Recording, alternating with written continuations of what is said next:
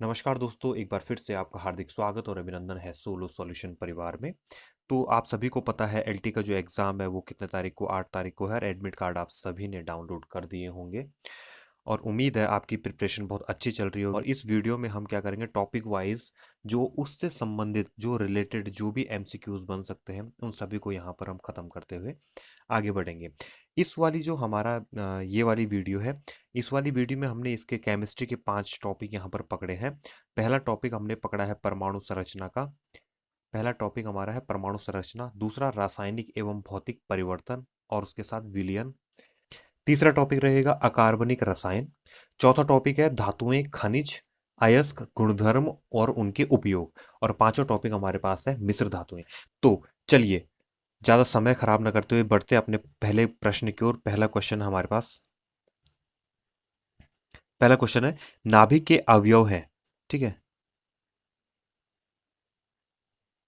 एक सेकेंड।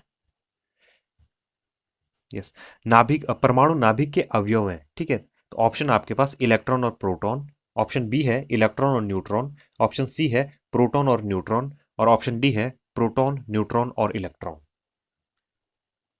जी, right answer बताइए, right answer कौन सा है। यस, बिल्कुल, ऑप्शन नंबर डी आपका क्या है यहाँ से right, sorry, option number C आपका क्या है यहाँ से राइट आंसर है, प्रोटॉन और न्यूट्रॉन। तो जो परमाणु का नाभिक होता है, नाभिक में क्या पाए जाते हैं, केवल प्रोटॉन और न्यूट्रॉन पाए जाते हैं। और उसके बाहर जो कक्षक होते हैं, ऑर्बिट होते हैं, उनमें क्या पाए जाते हैं, उनमें पाए जाते हैं इलेक्ट्रॉन। ठीक है, और इलेक्ट्रॉनों की जो संख्या होती है वो मैक्सिमम कितनी रह सकती है, ये आप कमेंट सेक्शन में अब बताएंगे। चलिए इसका डिस्क्रिप्शन देख लेते हैं, डिस्क्रिप्शन में क्या क्या चीजें है। देखिए, परमाणु एटम पदार्थ का वो लघुत्तम भाग है जिसमें पदार्थ के सभी गुण विद्यमान रहते हैं और रासायनिक अभिक्रियाओं में भाग लेता है, परंतु स्वतंत्र अवस्था में नहीं रह सकता है। ठीक है, तो परमाणु क्या है, पदार्थ का एक तो लघुत्तम भाग है, मतलब सबसे छोटा जो भाग की अगर हम बात करें तो क्या हमारे पास परमाणु है। और जिसमें सभी जो पदार्थ रहेगा, एक जो एटम रहेगा उसमें सारे के सारे क्या रहेंगे, उनके गुण विद्यमान रहते हैं। इसी प्रकार से ये रासायनिक अभिक्रियाओं में भाग लेता है परंतु स्वतंत्र अवस्था में नहीं रह सकता है। ठीक है, परमाणु के केंद्र में एक नाभिक होता है जिसमें प्रोटॉन तथा न्यूट्रॉन स्थित होते हैं। और प्रोटॉन धनावेशित तथा न्यूट्रॉन क्या होता है, विद्युत उदासीन कण होता है। ठीक है, तो जनरल सी बात है, जो नाभिक रहेगा, नाभिक में क्या प्रोटॉन, वहां पर पॉजिटिव चार्ज में प्रोटॉन रहता है, इलेक्ट्रॉन पर कौन सा चार्ज होता है, नेगेटिव चार्ज होता है। इस बात को भी ध्यान रखेंगे। ठीक है, इसी के साथ परमाणु में इलेक्ट्रॉन नाभिक के चारों ओर एक निश्चित कक्षा में चक्कर लगाते हैं जिन्हें ऊर्जा स्तर या एनर्जी लेवल कहते हैं। स्क्रीनशॉट लेना हो आपको तो स्क्रीनशॉट ले सकते हैं। बाकी हम बढ़ते हैं अपने प्रश्न की ओर। चलिए अगला प्रश्न देखते हैं। एटम में न्यूट्रॉन की खोज की थी। ठीक है, तो एटम में न्यूट्रॉन की खोज किसने की थी। ऑप्शन आपके पास जे जे थॉमसन, चैडविक, रदरफोर्ड या न्यूटन। जी, राइट आंसर क्या है यहां से, चैडविक ने किसकी खोज की थी, न्यूट्रॉन की खोज की थी। ठीक है, चलिए देखते हैं इसका डिस्क्रिप्शन। ठीक है, तो रदरफोर्ड ने क्या किया था, रदरफोर्ड ने एक परमाणु में न्यूट्रॉन के अस्तित्व को प्रस्तावित किया था। ठीक है, तो इन्होंने प्रस्तावित किया था। किंतु अगर न्यूट्रॉन की खोज की बात करें तो 1932 में किसने की थी, चैडविक ने न्यूट्रॉन की खोज की थी। उन्होंने पता लगाया था कि जो बेरिलियम है तथा अन्य परमाणुओं पर यदि तीव्र गति वाले कण की बम वर्षा, बम्बार्डमेंट की जाए तो उसमें से विद्युत उदासीन कण निकलते हैं जिन्हें कि क्या हम क्या कहते हैं, न्यूट्रॉन के नाम से जिन्हें जाना जाता है। तो सीधी सी बात है, ऑर्बिट, ऑर्बिट का जो सेंटर पार्ट है, नाभिक है, नाभिक में कौन कौन से कण होंगे, एक होगा प्रोटॉन और एक होगा न्यूट्रॉन। न्यूट्रॉन क्या होता है, इस पे विद्युत उदासीन ये होता है। ठीक है, और जो प्रोटॉन होता है इसमें कौन सा चार्ज होता है, पॉजिटिव चार्ज पाया जाता है। ठीक है, तो चलिए बढ़ते हैं अगले प्रश्न की ओर। अगला प्रश्न हमारा, अल्फा के दो धन आवेश होते हैं, इसका द्रव्यमान लगभग बराबर होता है। ऑप्शन आपके पास दो प्रोटॉनों के, ऑप्शन बी है हीलियम के परमाणु के नाभिक के, ऑप्शन सी है दो पोजिस्ट्रॉन और दो न्यूट्रॉन के द्रव्यमान के योग के, और ऑप्शन डी है दो पोजिस्ट्रॉन के, क्योंकि प्रत्येक पोजिस्ट्रॉन में केवल एक धन आवेश होता है। यस, तो राइट आंसर बताएंगे यहां से। बिल्कुल राइट आंसर क्या हो जाएगा, ऑप्शन नंबर बी आपका क्या हो जाएगा यहां से राइट आंसर हो जाएगा, हीलियम के एक परमाणु के नाभिक के। ठीक है, तो हीलियम का एक परमाणु का जो नाभिक होता है उसमें क्या होते हैं, दो धनावेश होते हैं। चलिए देखिए इसका डिस्क्रिप्शन, डिस्क्रिप्शन में है।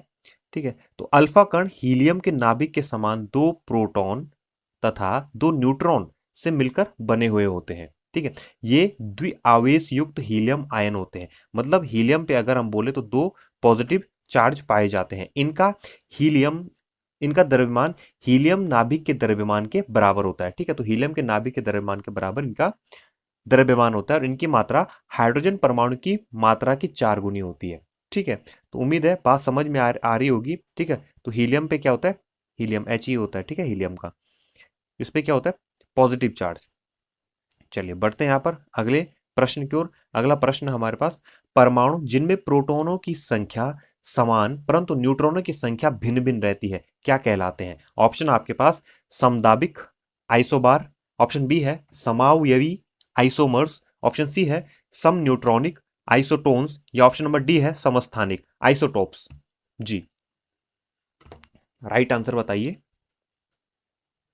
बिल्कुल राइट आंसर क्या हो जाएगा यहाँ से, ऑप्शन नंबर डी आपका क्या है, राइट आंसर है, समस्थानिक है। इसका डिस्क्रिप्शन पढ़ लेते हैं, इसका डिस्क्रिप्शन में क्या क्या चीजें हैं। ठीक है, तो एक ही तत्व के वे परमाणु जिनकी परमाणु संख्या समान होती है किंतु द्रव्यमान संख्याएं भिन्न भिन्न होती है, समस्थानिक कहलाते हैं। ठीक है, तो आइसोटॉप्स क्या बोलेंगे हम, कि एक ही तत्व रहेगा जिसकी जो परमाणु संख्याएं होंगी वो समान होंगी लेकिन द्रव्यमान संख्या उनकी क्या होंगी, भिन्न भिन्न होंगी, मतलब द्रव्यमान भिन्न होगा।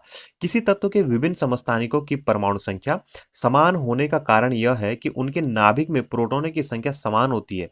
ठीक है, तो नाभिक में प्रोटॉनों की संख्या समान होती है लेकिन उसमें न्यूट्रॉनों की संख्या क्या होती है, भिन्न भिन्न होती है। ठीक है, जिसके कारण उनकी द्रव्यमान संख्याएं क्या होती हैं, भिन्न भिन्न होती है। उम्मीद है चीजें आपको समझ में आ रही होंगी। बढ़ते हैं अगले प्रश्न की ओर। अगला प्रश्न हम देखते हैं, निम्नलिखित में सम न्यूट्रॉनिक समूह है। ठीक है, तो सम न्यूट्रॉनिक समूह कौन सा है, ऑप्शन देखिए।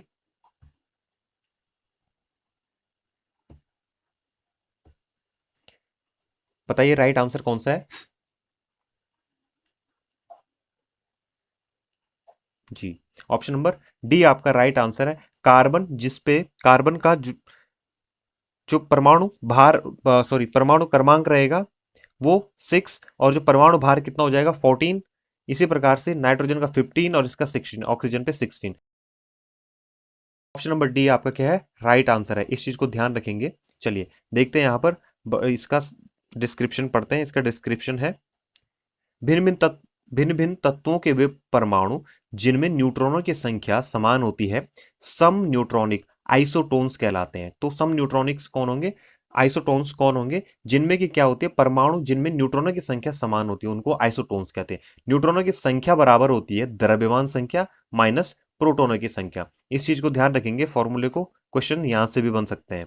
ठीक है, तो ये देख लीजिए इनके परमाणु, मतलब द्रव्यमान संख्या इसका 54 था, सॉरी 14 था, प्रोटोनों की संख्या कितनी है, 6 है। तो जो हमारा न्यूट्रॉनों की संख्या होगी तो 8 न्यूट्रॉनों की संख्या है। इसी प्रकार से नाइट्रोजन की बात करें तो नाइट्रोजन में द्रव्यमान संख्या 15 है और प्रोटोनों की संख्या 7 है। ठीक है, तो यहाँ पर जो न्यूट्रॉनों की संख्या कितनी हो जाएगी, 8 हो जाएगी। इसी प्रकार ऑक्सीजन की बात करें तो ऑक्सीजन में न्यूट्रॉन की संख्या बराबर कितनी हो जाएगी, यहाँ पर 16 इसका द्रव्यमान संख्या है और 8 इसका क्या है, प्रोटोनों की संख्या है, तो 8 इसका हो जाएगा। तो तीनों की संख्या क्या है, समान है, न्यूट्रॉनों की संख्या समान है, तो इसको क्या कहेंगे, सम न्यूट्रॉनिक या आइसोटोन्स ये कहलाते हैं। चलिए बढ़ते हैं अगले प्रश्न की ओर। उम्मीद है आपको ये चीजें पसंद आ रही होंगी और ये चीजें आप समझ पा रहे होंगे। अगर चीजें समझ पा रहे हो तो डेफिनेटली वीडियोस को लाइक कीजिए, शेयर कीजिए, सब्सक्राइब कीजिए। चलिए, रेडियो एक्टिविटी मापी जाती है, तो रेडियो एक्टिविटी किस में मापी जाती है, ऑप्शन आपके पास हाइड्रोमीटर, ऑप्शन बी है गाइगर काउंटर से, या ऑप्शन सी है सिस्मोमीटर से, या ऑप्शन नंबर डी है अमीटर से। जी बिल्कुल राइट आंसर क्या हो जाएगा, ऑप्शन नंबर बी आपका राइट आंसर हो जाएगा। गाइगर काउंटर से रेडियो एक्टिविटी मापी जाती है। तो गाइगर काउंटर से को गाइगर मूलर काउंटर के नाम से भी जाना जाता है, जो एक प्रकार का कण सूचक है जिसका प्रयोग आयनित आयनित विकिरण को मापने में किया जाता है। इस उपकरण द्वारा नाभिकीय विकिरण के उत्सर्जनों का पता लगाया जाता है। चलिए बढ़ते हैं अगले प्रश्न की ओर। अगला प्रश्न है, जलवाष्प में परिवर्तन कहलाता है। ठीक है, तो जलवाष्प में परिवर्तन कहलाता है, देखिए ऑप्शन आपके पास प्राकृतिक, ऑप्शन बी है भौतिक, ऑप्शन सी है रासायनिक, या ऑप्शन डी है जैविक। ठीक है, तो जल का वाष्प में परिवर्तन क्या कहलाएगा, यस ऑप्शन नंबर बी इसका राइट आंसर रहेगा कि जल का वाष्प में परिवर्तन भौतिक परिवर्तन कहलाएगा। तो भौतिक परिवर्तन वह कारक है जिसमें वस्तु अपनी पुरानी अवस्था को छोड़कर नए रूप में परिवर्तित हो जाती है, वो क्या कहलाता है? भौतिक परिवर्तन कहलाता है। लेकिन कारक हटा लेने पर वह पुनः अपना वास्तविक रूप धारण कर लेती है। ठीक है, तो जैसे ही वो कारक हटता है तो ये अपना वास्तविक जो उसका रूप था उसमें परिवर्तित हो जाती है। जल का वाष्प में परिवर्तन होना एक भौतिक परिवर्तन है, क्योंकि क्या हो रहा है, जल वाष्प में बन रहा है और जैसे वाष्प में बना यहाँ पे ठंडा हुआ तो फिर गिरेगा, जैसे इसको ठंडा ठंडा करेंगे तो ये फिर से क्या बन जाएगा? जल बन जाएगा। तो इसलिए ये क्या है? भौतिक परिवर्तन है। रासायनिक परिवर्तन, और रासायनिक परिवर्तन के उदाहरण जैसे दूध से क्या बन गया, दूध से दही का बनना, ये क्या है? ये रासायनिक परिवर्तन है, क्योंकि अगर दूध से एक बार दही बन गई तो दही से दूध हम कभी नहीं बना पाएंगे या नहीं बना सकते हैं, इसलिए वो क्या कहलाता है? रासायनिक परिवर्तन कहलाता है। चलिए बढ़ते हैं अगले प्रश्न की ओर। अगला प्रश्न है, कोहरे में निम्नलिखित में से कौन सा कोलाइडी तंत्र अभिव्यक्त होता है? ठीक है, तो ऑप्शन आपके पास, गैस में द्रव, द्रव में गैस, गैस में ठोस, या द्रव में द्रव।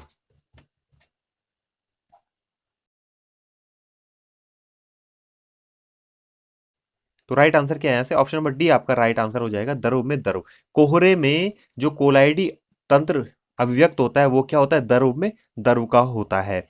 चलिए बढ़ते हैं यहाँ पर डिस्क्रिप्शन देखते हैं। देखिए, कोहरे जलवाष्प का संघनन लघु जल बिंदुओं के रूप में होता है जो धरातल की दृश्यता को प्रभावित करता है।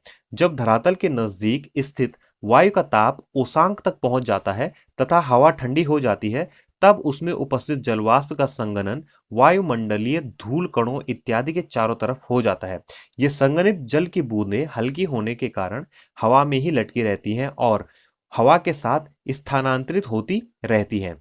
तो अगला प्रश्न देखते हैं हम। अगला प्रश्न हमारे पास, क्रोमेटोग्राफी की तकनीकी का प्रयोग होता है। ऑप्शन ए है रंगीन पदार्थों की पहचान करने में, ऑप्शन बी है पदार्थों की संरचना निर्धारण में, ऑप्शन सी है रंगीन पदार्थों के प्रभाजी आसवन में, या ऑप्शन नंबर डी है एक मिश्रण से पदार्थों को अलग करने में। यस, तो राइट आंसर क्या हो जाएगा यहाँ से? ऑप्शन नंबर डी हो जाएगा कि एक मिश्रण से पदार्थों को अलग करने में क्रोमेटोग्राफी तकनीक का प्रयोग होता है। तो वो कौन सी हमारे पास किस प्रकार की होती है? तो क्रोमेटोग्राफी क्या करता है? रंगीन रसायनों के मिश्रण को पृथक करने की एक रासायनिक तकनीक है। चलिए बढ़ते हैं अगले प्रश्न की ओर। अगला प्रश्न है, तीसरे और चौथे समूह के ऑक्साइड का सामान्य गुणधर्म क्या होता है? ठीक है, तो तीसरे और चौथे समूह के, ठीक है, ध्यान रखेंगे, तीसरे और चौथे समूह के ऑक्साइड का जो गुणधर्म है वो क्या होता है सामान्य? ऑप्शन ए है बेसिक और एसिडिक, ऑप्शन बी है बेसिक, ऑप्शन सी है एसिडिक, या ऑप्शन डी है उदासीन। यस, तो राइट आंसर क्या हो जाएगा यहाँ से? बिल्कुल, बेसिक और एसिडिक क्या हो जाएगा यहाँ से? राइट आंसर हो जाएगा। ठीक है, तीसरे और चौथे समूह का जो समूह के जो ऑक्साइड का सामान्य गुणधर्म और बेसिडिक, मतलब गुणधर्म क्या होता है? बेसिक होता है और एसिडिक होता है। ठीक है, मतलब क्षारीय होता है, क्षारीय होता है और अम्लीय होता है। एसिडिक होता है, अम्लीय होता है। तीसरे और चौथे समूह के ऑक्साइडों का गुणधर्म। ठीक है, चलिए बढ़ते हैं अगले प्रश्न की ओर। अगला प्रश्न हमारे पास, भूपर्पटी में सर्वाधिक पाया जाने वाला तत्व। ऑप्शन ए है आपके पास ऑक्सीजन, ऑप्शन बी है नाइट्रोजन, ऑप्शन सी है मैग्नीज, ऑप्शन डी है सिलिकॉन। यस, बिल्कुल, राइट आंसर क्या हो जाएगा? ऑप्शन नंबर ए सही आंसर हो जाएगा कि भूपर्पटी में सर्वाधिक जो मात्रा में पाए जाने वाला तत्व है वो क्या है? ऑक्सीजन है। तो भूपर्पटी में अगर हम बात करें द्रव्यमान प्रतिशत की अगर बात करें तो ऑक्सीजन 46.8% होता है, सिलिकॉन 27.72%, कैल्शियम 3.65% तथा कार्बन 0.6% पाया जाता है। ठीक है, तो चलिए बढ़ते हैं अगले प्रश्न की ओर। अगला प्रश्न हमारे पास है, निम्नलिखित में विश्व यूनिवर्स में सर्वाधिक पाया जाने वाला तत्व है। ठीक है, तो यूनिवर्स की बात कर रहे हैं, विश्व की बात कर रहे हैं, यूनिवर्स। ठीक है, यूनिवर्स की बात करें तो इसमें कौन सा तत्व सर्वाधिक मात्रा में पाया जाता है? बिल्कुल, तो राइट आंसर क्या है यहाँ से? आपका हाइड्रोजन। हाइड्रोजन क्या होता है? सर्वाधिक मात्रा में पाया जाता है। ठीक है, तो महाविस्फोट के पश्चात जब ब्रह्मांड का निर्माण हुआ तो इसमें 3/4 से अधिक क्या था? हाइड्रोजन, तथा 1/4 से कम हीलियम था। ठीक है, और अद्यतन स्थिति तक कुछ प्रतिशत हाइड्रोजन का ही ज्वलनशील हो सका। अधिकांश हाइड्रोजन आज भी विद्यमान है, अतः स्पष्ट है कि ब्रह्मांड यूनिवर्स में सर्वाधिक मात्रा में पाए जाने वाला तत्व जो क्या है? वो हाइड्रोजन है। जो भूपर्पटी पर सर्वाधिक मात्रा में पाए जाने वाला तत्व क्या है? ऑक्सीजन है। तो भूपर्पटी में ऑक्सीजन सर्वाधिक मात्रा में होता है और अगर हम बात करें यूनिवर्स की, विश्व की बात करें, तो वहां पर सर्वाधिक मात्रा में जो पाया जाता है, ब्रह्मांड की बात करें तो सर्वाधिक मात्रा में क्या पाया जाता है, हाइड्रोजन पाया जाता है। बढ़ते हैं अगले प्रश्न की ओर। निम्नलिखित में से कौन मूल तत्व है? ठीक है, तो नेक्स्ट क्वेश्चन है, निम्नलिखित में से कौन मूल तत्व है? ऑप्शन ए है रेत, ऑप्शन बी है संगमरमर, ऑप्शन सी है हीरा, ऑप्शन डी है शक्कर। यस, तो राइट आंसर क्या है यहाँ से? बिल्कुल ऑप्शन नंबर बी यहाँ से राइट आंसर है कि ये क्या है, मूल तत्व है, मतलब ये प्योर है, कार्बन का अपर रूप है, कार्बन से मिलकर बना हुआ होता है। तो हीरा रासायनिक रूप से कार्बन का शुद्धतम रूप होता है, और क्रिस्टल यह क्या होता है, क्रिस्टल अपर रूप है, अतः यह एक मूल तत्व है। रेत मुख्यतः सिलिकॉन एवं ऑक्सीजन, संगमरमर कैल्शियम, कार्बन तथा ऑक्सीजन, और शक्कर मुख्यतः कार्बन, हाइड्रोजन और ऑक्सीजन का मिश्रण होती है। नेक्स्ट क्वेश्चन देख लेते हैं। नेक्स्ट क्वेश्चन है, सबसे अधिक क्रियाशील धातु कौन सी है? ऑप्शन है आपके पास सोडियम, ऑप्शन बी है कैल्शियम, ऑप्शन सी है आयरन, ऑप्शन डी है पोटेशियम। यस, तो राइट आंसर क्या है यहाँ से? ऑप्शन नंबर डी यहाँ से राइट आंसर है। पोटेशियम क्या है, सबसे क्रियाशील धातु होती है। ठीक है, तो विकल्पों में जो सब सर्वाधिक क्रियाशील धातु है पोटेशियम है, और इसकी क्रियाशीलता के आधार पर धातुओं का क्रम है, पहले पोटेशियम सबसे ज्यादा क्रियाशील, फिर सोडियम, फिर कैल्शियम और फिर आयरन हमारे पास क्या है, क्रियाशीलता का निम्नवत क्रम है। चलिए बढ़ते अगले प्रश्न की ओर। अगला प्रश्न हमारे पास है, मोती की रासायनिक संरचना है। तो मोती की रासायनिक संरचना, ऑप्शन ए है कैल्शियम कार्बोनेट, ऑप्शन बी है कैल्शियम कार्बोनेट तथा मैग्नीशियम कार्बोनेट, ऑप्शन सी है कैल्शियम क्लोराइड, ऑप्शन डी है कैल्शियम सल्फेट। यस, तो राइट आंसर क्या है, कैल्शियम कार्बोनेट तथा मैग्नीशियम कार्बोनेट इसका राइट आंसर है। तो मोती की जो संरचना है वो कैल्शियम कार्बोनेट और मैग्नीशियम कार्बोनेट से मिलती है, बनी हुई होती है। तो मोती में 85% कैल्शियम कार्बोनेट होता है, जिसको कि हम क्या कहते हैं, एरागोनाइट कहते हैं। ठीक है, तो कैल्शियम कार्बोनेट जो 85% मोती में होता है उसको एरागोनाइट कहता है, और 2 से 4% जल होता है, तथा 0 से 10% कचोइलिन पाया जाता है। कचोइलिन जो कांचोइलिन है, ये एक प्रकार का क्या है, प्रोटीन है। ठीक है, चलिए बढ़ते हैं अगले प्रश्न की ओर। अगला प्रश्न हमारे पास है, सोडियम वाष्प लैंप प्राय सड़क प्रकाश के लिए प्रयुक्त होते हैं। ठीक है, तो ध्यान रखेंगे, सड़क में जो प्रकाश होता है या सड़क के जो साइड जो लैंप लगे हुए होते हैं उनमें सोडियम वाष्प होता है। क्योंकि इनका प्रयोग क्यों होता है? क्योंकि ये सस्ते होते हैं, या इनका प्रकाश एक वर्णी है और पानी की बूंदों से गुजरने पर विभक्त नहीं होता है, या ये आंखों के लिए शीतलक है, या ये चमकदार रोशनी देते हैं। यस, तो राइट आंसर क्या है यहाँ से? ऑप्शन नंबर बी आपका राइट आंसर हो जाएगा। इनका प्रकाश एक वर्णी है और पानी की बूंदों से गुजरने पर विभक्त नहीं होता है। ठीक है, चलिए, सोडियम वाष्प लैंप प्राय सड़क के प्रकाश के लिए प्रयुक्त होते हैं, क्योंकि इनका प्रकाश एक वर्णी होता है, पानी की बूंदों से गुजरने पर विभक्त नहीं होता है, मतलब सीधा इनका प्रकाश पड़ता है। चलिए देखते हैं, शुद्ध सोना कितने कैरेट का होता है? नेक्स्ट क्वेश्चन है, शुद्ध सोना कितने कैरेट का होता है? यस, तो ऑप्शन नंबर ए है 22, ऑप्शन बी है 24, ऑप्शन सी है 28, ऑप्शन डी है 20। बिल्कुल राइट आंसर क्या हो जाएगा? ऑप्शन नंबर बी आपका राइट आंसर हो जाएगा, 24 कैरेट शुद्ध सोना। ठीक है, तो स्वर्ण की जो शुद्धता होती है डिग्री कैरेट, डिग्री अथवा कैरेट में मापी जाती है। विशुद्ध स्वर्ण 1000 डिग्री अथवा 24 कैरेट का होता है, मतलब जो शुद्ध होता है। ठीक, चूंकि यह बहुत मुलायम होता है, इसलिए इसका उपयोग आभूषण बनाने के लिए नहीं किया जाता है। ठीक है, शुद्ध सोने के आभूषण नहीं बनाए जा सकते, और साधारणतः आभूषण बनाने के लिए 10 से 22 कैरेट तक सोना अच्छा माना जाता है। तो 10 से 22 कैरेट में जो भी सोना, जो भी आभूषण बनते हैं वो 10 से 22 कैरेट के सोने के बनते हैं, क्योंकि जो शुद्ध सोना होता है वो भंगुर हो जाता है 24 कैरेट। चलिए देखते हैं, प्लास्टर ऑफ पेरिस का रासायनिक रूप है। तो प्लास्टर ऑफ पेरिस का रासायनिक रूप क्या है? ऑप्शन ए है कैल्शियम सल्फेट, ऑप्शन बी है कैल्शियम कार्बोनेट, ऑप्शन सी है कैल्शियम ऑक्साइड, या ऑप्शन नंबर डी है कैल्शियम ऑक्सलेट। यस, तो राइट आंसर क्या है? Option number A calcium sulphate क्या है? राइट आंसर है कैल्शियम सल्फेट क्या है? प्लास्टर ऑफ पेरिस का रासायनिक सूत्र है। तो अर्ध जल योजित कैल्शियम सल्फेट, मतलब आधा जल की इनकी मात्रा होती है, तो CaSO4 इंटू हाफ H2O, ये इसका क्या होता है? फॉर्मूला होता है। ठीक है, तो इसमें अर्ध जल मतलब ये हाफ H2O जो जुड़ा है, और कैल्शियम सल्फेट ये इसका फॉर्मूला। तो सामान्य प्लास्टर ऑफ पेरिस इसको बोला जाता है। यह एक सफेद चूर्ण होता है, और इसका उपयोग शल्य क्रिया में पट्टियों के रूप में होता है, जो हम पट्टी लगाते हैं जैसे हाथ निकल गया। तो पट्टी लगाते हैं, तो पट्टी जो हम लगाते हैं उस पर जो चूना टाइप का होता है उस वो क्या होता है, कैल्शियम सल्फेट होता है, प्लास्टर ऑफ पेरिस होता है। इसका प्रयोग मूर्तियां बनाने में भी किया जाता है। क्वेश्चन बन सकते हैं, उनको भी रिलेट करते हुए आप आगे बढ़िए। मूर्तियां बनाने में, मूर्ति के सांचे बनाने में, और इसका रासायनिक फॉर्मूला क्या है, ये है। वैसे इसको क्या बोला जाता है, कैल्शियम सल्फेट हेमीहाइड्रेट है। चलिए बढ़ते हैं अगले प्रश्न की ओर। अगला प्रश्न है, निम्नलिखित द्रवों में कौन सा ऊष्म बहुत अच्छा चालक है? ऑप्शन ए है पारा, ऑप्शन बी है पानी, ऑप्शन सी है ईथर, ऑप्शन डी है बेंजीन। यस, तो राइट आंसर क्या है, ऑप्शन नंबर ए पारा क्या है, द्रवों में सब ऊष्मा का बहुत अच्छा चालक है। कौन? पारा। ठीक है, जैसे आप देखते हैं थर्मामीटर के यहाँ पे जो पारा लगा हुआ होता है उसको थोड़ा सा हीट मिलने पर वो डिग्री अपने आप बढ़ने लगता है, डिग्री में बताता है। जैसे बुखार नापने में भी हम यूज करते हैं, फीवर नापने में भी। ठीक है, तो वो उसमें क्या होता है, जो थर्मामीटर के बॉटम में जो बल्ब होता है उसमें क्या भरा हुआ होता है, पारा भरा हुआ होता है।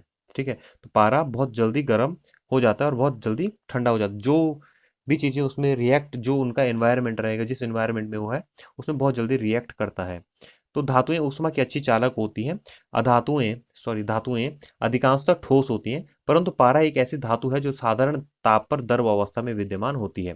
ठीक है, तो पारा क्या है, इसमें राइट आंसर है। चलिए बढ़ते हैं अगले प्रश्न की ओर। अगला प्रश्न हमारे पास है, निम्न में से किस पदार्थ की विद्युत चालकता सर्वाधिक है? ऑप्शन ए है हीरा, ऑप्शन बी है चांदी, ऑप्शन सी है ग्रेफाइट, ऑप्शन डी है लकड़ी। यस, बिल्कुल राइट आंसर है ऑप्शन नंबर बी आपका राइट आंसर है। चांदी क्या है, विद्युत की सर्वाधिक, विद्युत की चालकता सर्वाधिक जो होती है वो चांदी में होती है। नेक्स्ट क्वेश्चन देखिए, नेक्स्ट क्वेश्चन है, गैल्वेनीकृत लोहे पर लेप होता है। ऑप्शन ए है एल्यूमिनियम का, ऑप्शन बी है गैलेना का, ऑप्शन सी है चांदी का, ऑप्शन डी है जस्ते का। बिल्कुल राइट आंसर क्या हो जाएगा, ऑप्शन नंबर डी आपका राइट आंसर हो जाएगा। जस्ते का लेप होता है किसमें, जब गैल्वेनीकरण प्रोसेस होती है। तो जस्ता अथवा जिंक एक तत्व है जिसका उपयोग लोहे के प्रतिरक्षण में किया जाता है। जस्तीकरण लोहा, पानी, साबुन के विलयन, पेट्रोल और खनिज तेलों के प्रवाह को सह सकता है। लोहे की जंगरोधी बनाने हेतु उस पर जस्ते की पॉलिश की जाती है। इस प्रक्रिया को क्या कहते हैं, गैल्वेनाइजेशन कहते हैं।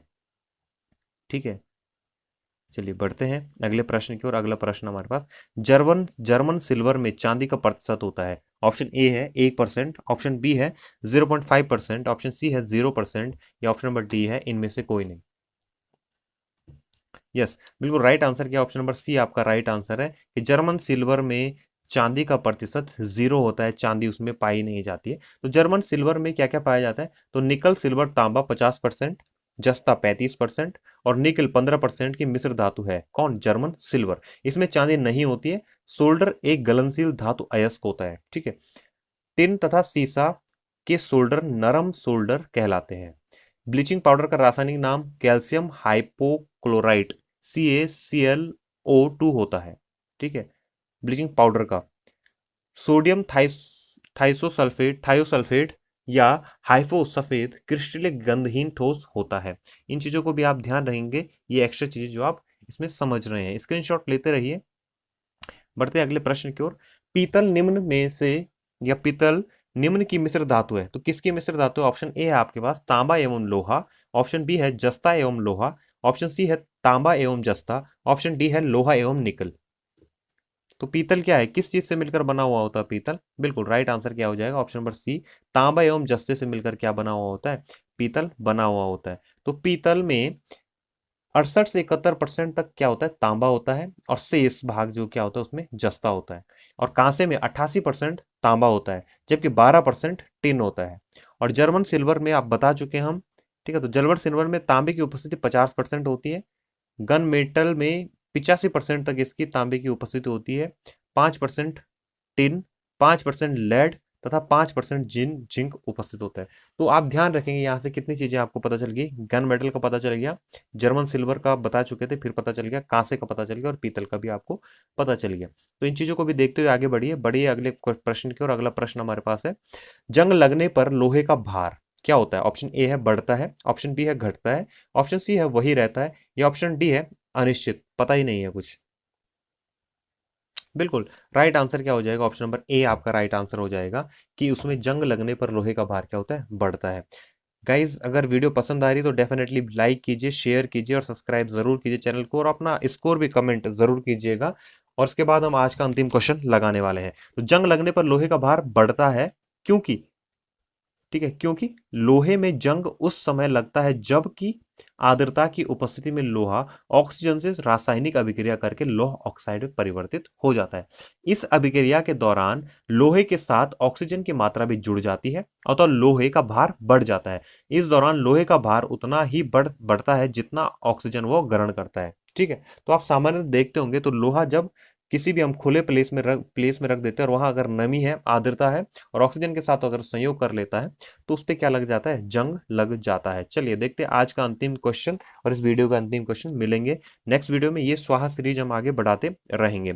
चलिए देखते हैं, निम्नलिखित की उपस्थिति के कारण पीतल का रंग हवा में फीका पड़ जाता है। ऑप्शन ए है ऑक्सीजन, ऑप्शन बी है हाइड्रोजन सल्फाइड, ऑप्शन सी है कार्बन डाइऑक्साइड, ऑप्शन डी है नाइट्रोजन। यस, तो राइट आंसर क्या है, ऑप्शन नंबर बी आपका राइट आंसर है, हाइड्रोजन सल्फाइड। ठीक है, तो पीतल का रंग जब हल्का हो जाता है या फीका पड़ जाता है तो वो किसके कारण हो जाता है, हाइड्रोजन सल्फाइड के कारण होता है, क्योंकि हाइड्रोजन सल्फाइड उसकी सतह पर क्रिया करते हैं। ठीक है, थैंक्स गाइस, जय हिंद।